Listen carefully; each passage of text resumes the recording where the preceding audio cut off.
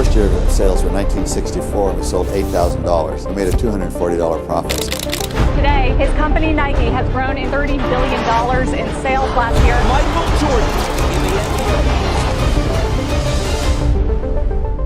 The FIFA World Cup, the Olympics, the NBA Finals. Look closely and you'll see the same symbol everywhere. The swoosh. Today, Nike is one of the most powerful brands on earth. But here's what's strange. Nike didn't start in a factory or a boardroom.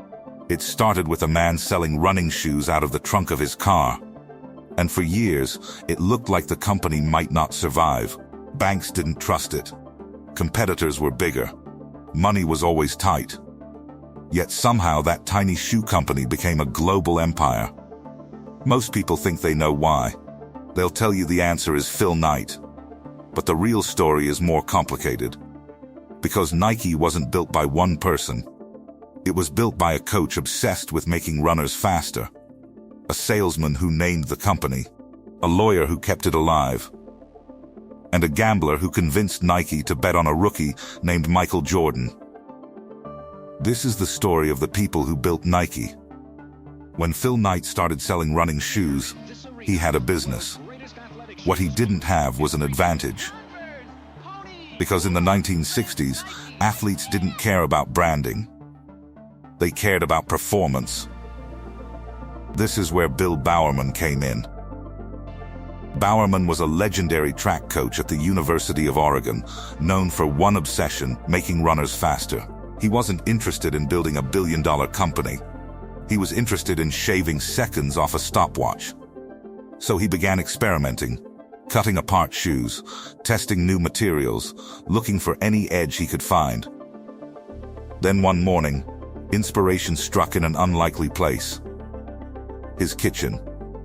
While staring at his wife's waffle iron, Bowerman noticed the grid pattern and wondered if it could create a lighter sole with better traction. So he poured rubber into the machine.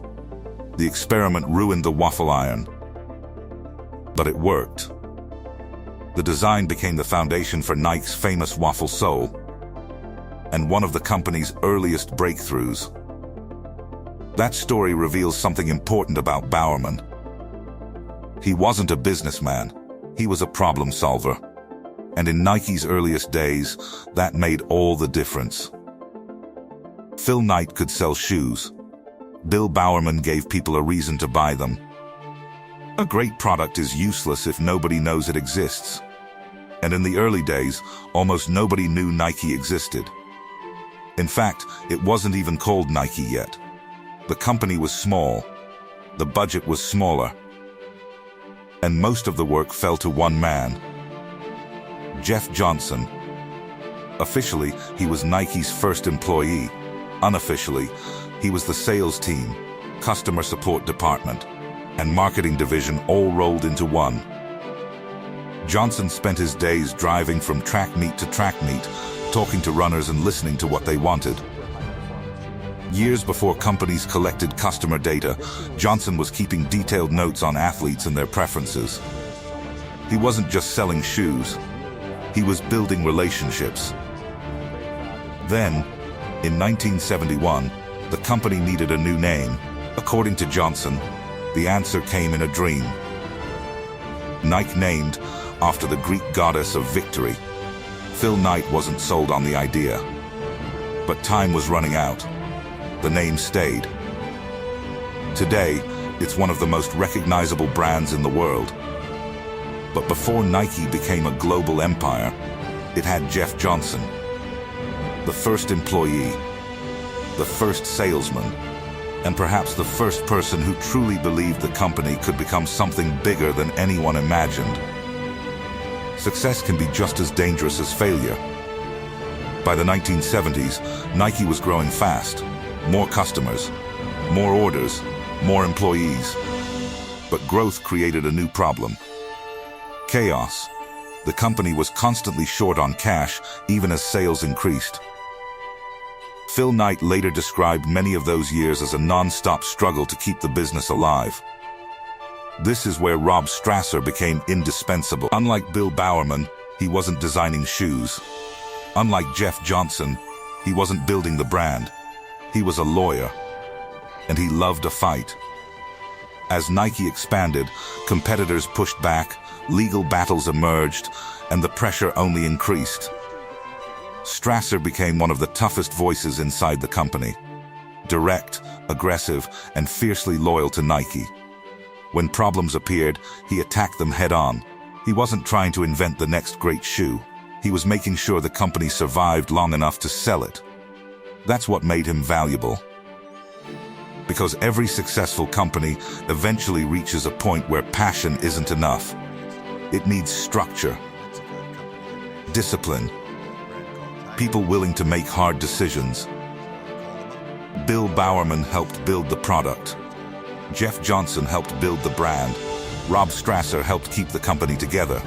And just as Nike was finding its footing, an opportunity appeared that would change everything. A young basketball player from North Carolina. His name was Michael Jordan. By the early 1980s, Nike was winning the running game. But basketball was a different story. The sport belonged to other brands. Nike wasn't the cool company. It wasn't the company basketball players dreamed of wearing. Then a marketing executive named Sonny Vaccaro saw an opportunity. A rookie entering the NBA. A player with incredible talent, but still completely unproven. His name was Michael Jordan. The funny part, Jordan didn't want Nike. He preferred Adidas. Most people assumed he'd sign elsewhere. But Vaccaro saw something others didn't. He believed Jordan wasn't just another athlete. He believed he could become the face of an entire generation. So Vaccaro pushed Nike to do something radical. Instead of spreading its money across multiple players, bet on one. One rookie. One future. One giant risk. Eventually, Nike agreed. In 1984, the company signed Michael Jordan and launched a new line of shoes built entirely around him. Air Jordan. The idea was revolutionary. No athlete had ever been marketed like this before.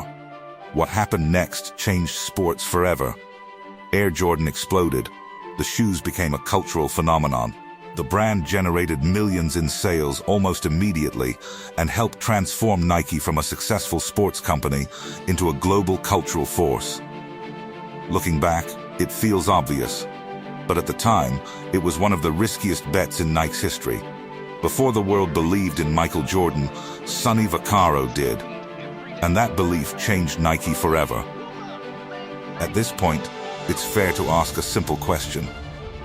If Bill Bowerman built the product, if Jeff Johnson built the brand, if Rob Strasser kept the company together, and if Sonny Vaccaro helped create the Air Jordan era, then what exactly did Phil Knight do? The answer is simple. He saw what others didn't. When Knight started selling running shoes from the trunk of his car, there was no guarantee any of this would work. Nike wasn't a global brand, it wasn't a cultural icon, and it certainly wasn't the most powerful name in sports. It was a small company surviving on borrowed money and big ambitions. More than once, it came close to running out of cash, yet Knight kept going. Not because success was guaranteed, because he believed it was possible. That's what made him different. He wasn't the best designer, that was Bowerman. He wasn't the best salesman, that was Johnson. He wasn't the toughest operator, that was Strasser. And he wasn't the man who spotted Michael Jordan, that was Vaccaro. What Knight did better than anyone else was bring talented people together and give them something worth believing in. Years later, he summed up entrepreneurship with a simple line: the cowards never started, and the weak died along the way. That leaves us. Today, the swoosh is recognized almost everywhere on Earth. But Nike was never Phil Knight's company. It was the work of a coach, a believer, a fighter, a gambler, and a visionary.